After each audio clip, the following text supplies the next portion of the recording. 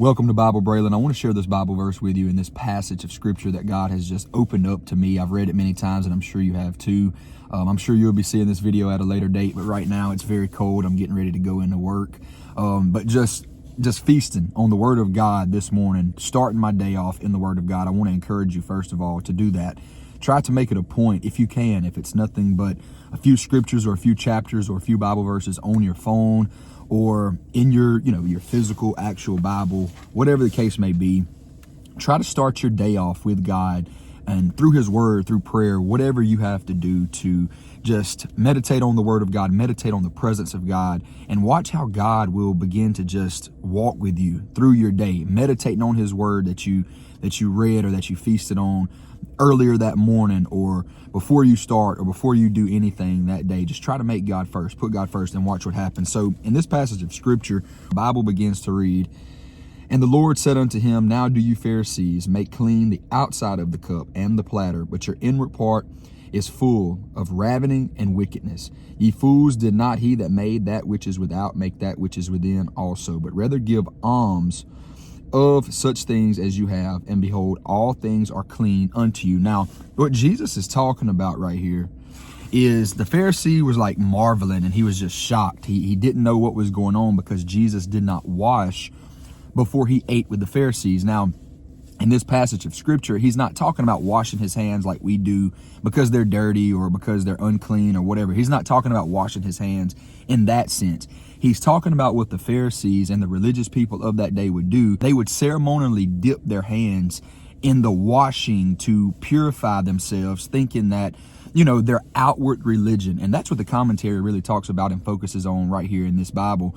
It focuses on the show that the Pharisees would make. And God just began to reveal to me that so many times, guys, we're doing things for an outward show, for people to see, for people to put their confidence in us and our walk with God and who we are. And we're this big, bad, mighty Christian. But I want to tell you today, we are absolutely nothing without Christ. Nothing at all within ourselves. And that's what the Pharisees did. Everything they done, they would be praying out in the public marketplace. And that's okay to pray in public, but they would try to draw attention to themselves. They would have the wrong heart and the wrong intent behind it. And that's the main thing God is looking at, guys. He's looking at the intents of the heart. The reason they was praying out in the public marketplaces and in the public and making this big elaborate show was to be seen because their heart was wrong. It wasn't to genuinely be connecting to God, walking down the aisle of the grocery store or running your daily errands or whatever the case may be. That was not their heart behind it. And if that's your heart behind it, to genuinely be seeking and pursuing God throughout your day, that's one thing. But for the Pharisees to be trying to do all this to look all holy and to look all high and mighty and trust in themselves and who they are and what they can do, that is not godly. And that's what this Pharisee was questioning Jesus about. That's what this Pharisee was looking at Jesus and saying, okay, why are you not doing this? Because Jesus knew what was in man. He said, I don't need anybody to tell me what's in man or to testify of man. He said, because I know what's in man, and men are prideful. Men want to be seen. They want to be puffed up and lifted up. But if we humble ourselves under the mighty hand of God in due time, Christ will exalt you. Just stay humble before the Lord. You don't have to be seen. You don't have to be known. That's been my prayer lately. Guys, I'm going to be honest with you. It's very easy to have the wrong spirit and the wrong motive when you are in front of people a lot or on social media and people are seeing your videos. It's very easy for Satan to creep in and try to give you the big head, try to puff you up and make you prideful. But guys, we have to understand, I have to understand every day of my life, I am absolutely nothing without Christ. And if Christ is pleased with our life, if Christ is pleased with who we are, our intents, our thoughts, our actions, that's all that matters.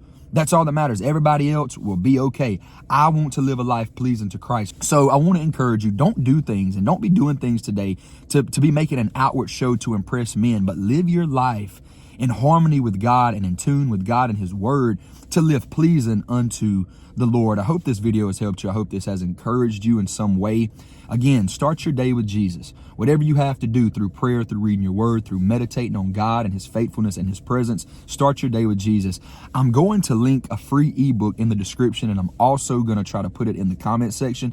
It's about how to draw closer to God through what the Word of God tells us to do and through some things that God has given me and shared with me in my journey and in my walk with Christ. So please grab your free ebook. I pray it blesses you.